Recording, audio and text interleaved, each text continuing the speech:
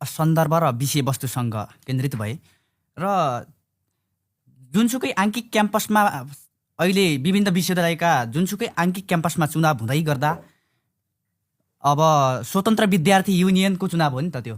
ती भनेका त अब भातृ सङ्गठन जो कि पार्टीको सङ्गठनहरू हो।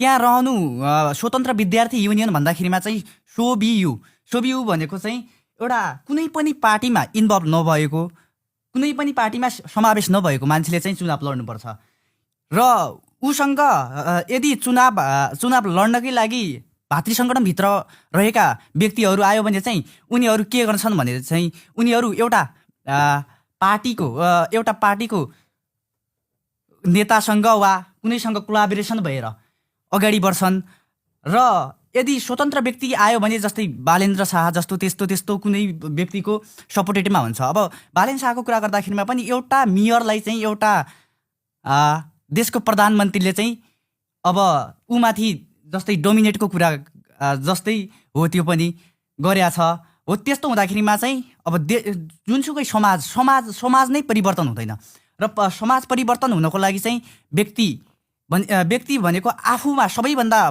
पहिला चाहिँ आफूमा इन्डिपेन्डेन्ट हुनुपर्छ। र अर्को कुरा